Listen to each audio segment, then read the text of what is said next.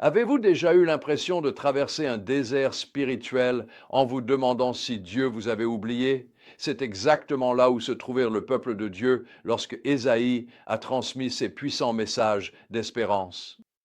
Mais à travers les prophéties d'Ésaïe, nous découvrons une vérité profonde. Même dans nos moments les plus sombres, Dieu agit pour apporter l'espérance et la restauration par son Messie promis. Notre rôle est simplement d'attendre en lui avec une foi pleine d'espérance.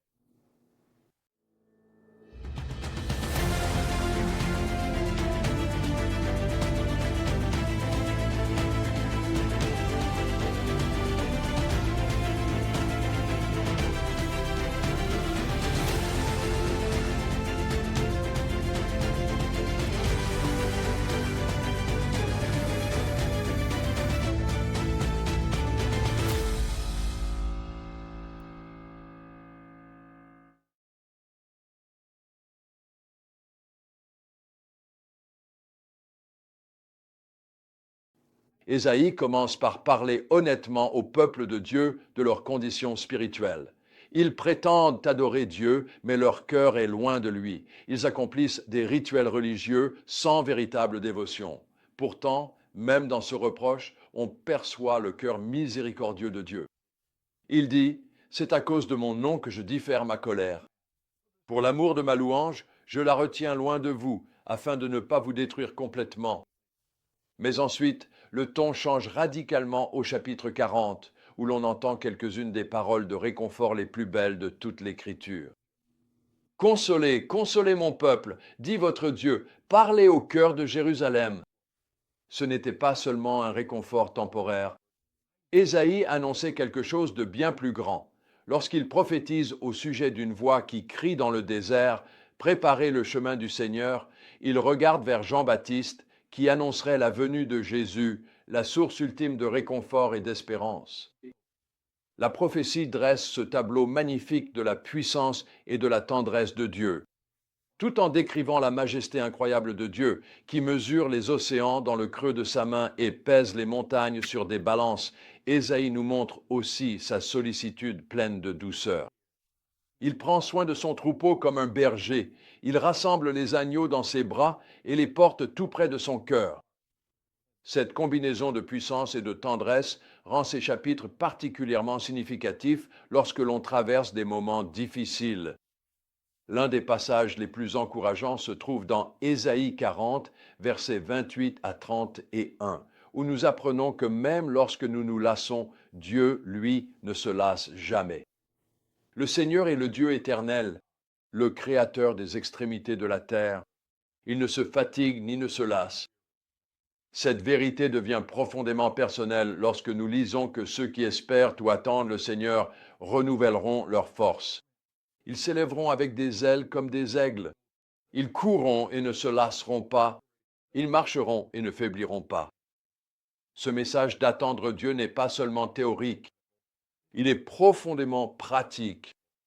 Lorsque j'ai affronté le cancer, la chirurgie et la possibilité de perdre ma voix, dans ces deux situations, j'ai appris la nécessité d'attendre dans la prière. Ces longues périodes d'attente n'étaient pas passives. Elles étaient des moments actifs de recherche de la face de Dieu et de renouvellement de mes forces dans sa présence.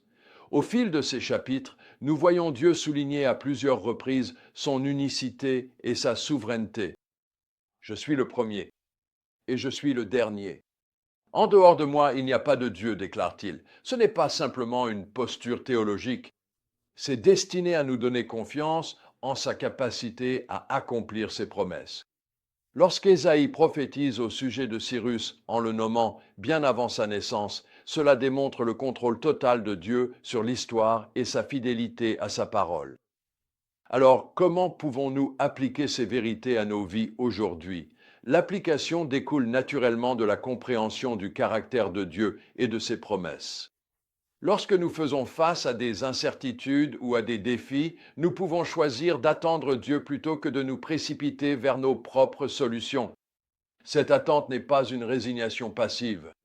C'est une confiance active qui implique de passer du temps dans la prière, de méditer sa parole et d'écouter sa voix. Tout comme Dieu a renouvelé la force de ceux qui faisaient face à l'exil, il renouvelle notre force lorsque nous prenons le temps de l'attendre. Que nous ayons à gérer des problèmes de santé, des difficultés relationnelles ou des incertitudes professionnelles, le principe reste le même. Notre espérance ne vient pas de nos propres ressources, mais de Dieu qui ne se lasse jamais. Le message d'Ésaïe nous rappelle que l'espérance n'est pas simplement une pensée positive. Elle est ancrée dans le caractère de Dieu et dans ses promesses. Le même Dieu qui a promis le Messie et a accompli cette promesse en Jésus continue d'agir dans nos vies aujourd'hui. Il continue de réconforter son peuple. Il renouvelle toujours notre force et il nous conduit encore à travers les vallées jusqu'au sommet.